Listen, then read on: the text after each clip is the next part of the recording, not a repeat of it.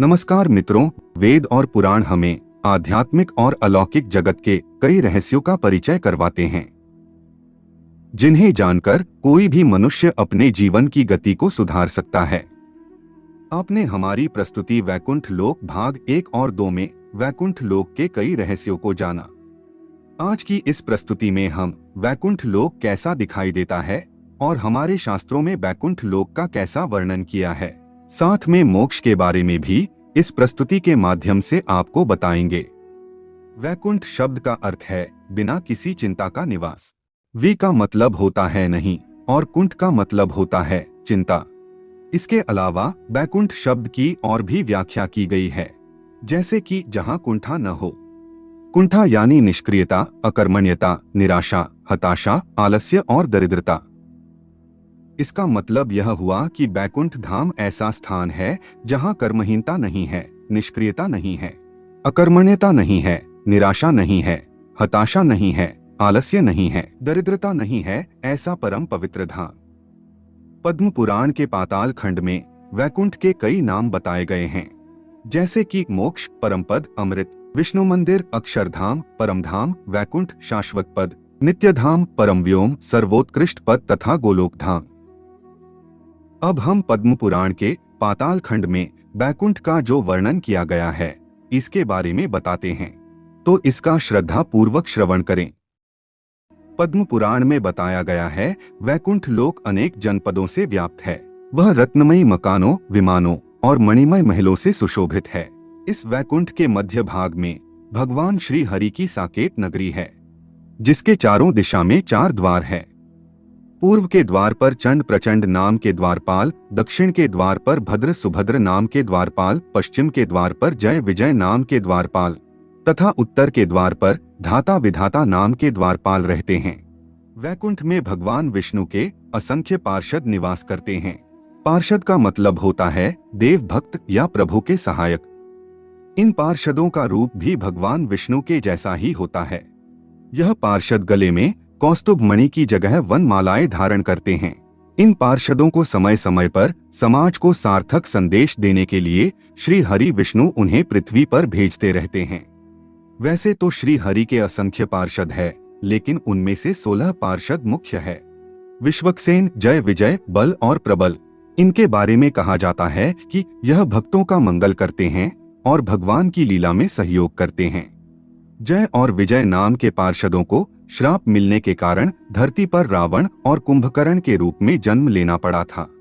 चंड प्रचंड, कुमुद और कुमुदाक्ष श्री हरि के भक्तों के लिए अति कृपालु बनकर सेवा करते हैं। शील, सुशील व सुषेण श्री हरि के भावुक भक्तों का बराबर ध्यान रखते हैं। नगरी के मध्य भाग में भगवान का मनोहर अंतःपुर है, जो मणियों से युक्त और सुंदर गोपुर से सुशोभित है। दिव्य अप्सराएं और स्त्रियां सब ओर से उस अंतःपुर की शोभा बढ़ाती हैं। उसके बीच में एक दिव्य मंडप है, वह मंडप रत्नों का बना है। उसके मध्य भाग में अष्टदल कमल है, जो उदयकालीन सूर्य के समान कांतिमान है, जिसमें परम पुरुष भगवान विष्णु भगवती लक्ष्मी जी के साथ विराजमान होते हैं। भगवान का श्री विग्रह नील कमल के समान श्याम तथा कोटि सूर्यों के समान प्रकाशमान है। वे तरुण कुमार से जान पड़ते हैं। सारा शरीर चिकना है और प्रत्येक अवयव कोमल और खिले हुए लाल कमल जैसे हैं। हाथ तथा पैर अत्यंत मृदुल प्रतीत होते हैं। नेत्र विकसित कमल के समान जान पड़ते हैं। सुंदर नासिका, मनोहर कपोल, शोभायुक्त मुख कमल, मोती के दाने जैसे दांत और मंद मुस्कान की छवि से युक्त मूंगे जैसे लाल लाल ओठ हैं। मुखमंडल पूर्ण चंद्रमा की शोभा धारण करता है। कमल जैसे मुख पर मनोहर हास्य की छटा छाई रहती है। भगवान के बालों में पारिजात और मंदार के पुष्प शोभा पाते हैं। गले में कौस्तुभमणि शोभा दे रही है, जो प्रातः काल उगते हुए सूर्य की कांति धारण करती है। भांति भांति के हार और सुवर्ण की मालाओं से शंख जैसी ग्रीवा बड़ी सुंदर जान पड़ती है। शरीर पर मुलायम पीतांबर सुशोभित है, जो बाल रवि की प्रभा के समान जान पड़ता है। दोनों चरणों में सुंदर कड़े विराज रहे हैं। उनके ऊपर की दोनों भुजाओं में शंख और चक्र हैं तथा नीचे की भुजाओं में वरद और अभय की मुद्राएं हैं। भगवान के वाम भाग में माता महालक्ष्मी विराजमान हैं।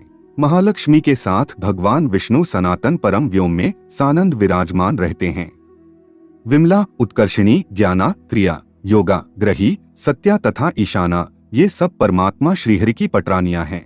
यदि कोई वैकुंठ को प्राप्त कर लेता है तो वह जीवन और मृत्यु के इस निरंतर चक्र से मुक्त हो जाएगा, अर्थात वह संसार के इस सागर से मुक्त हो जाएगा, और इसी को मोक्ष कहते हैं। मोक्ष के भी कई प्रकार होते हैं और इसके बारे में भी आपको जानकारी होनी ही चाहिए। साहुज्या मोक्ष, यहाँ जीव परमात्मा में विलीन हो जाता है, अर्थात आत्मा अपनी पहचान खो देती है। सालोक्य मोक्ष, यहाँ जीव भगवान विष्णु के एक ही निवास में रहता है, अर्थात आत्मा को वैकुंठ में स्थायी निवास मिलता है। सरूप्य मोक्ष, यहाँ जीव भगवान विष्णु के समान रूप को प्राप्त करता है, अर्थात आत्मा का भी एक शरीर है जिसमें शंख, चक्र, गदा और पद्म धारण करने वाले 4 हाथ हैं। सरष्टी मोक्ष, यहाँ जीव को वही ऐश्वर्य और शक्ति प्राप्त होती है जो भगवान विष्णु को प्राप्त होती है। संप्य मोक्ष, यहाँ जीव भगवान की निरंतर संगत में रह सकता है। मोक्ष की इस जानकारी के बाद आपके मोक्ष के बारे में काफी संशय दूर हो गए होंगे।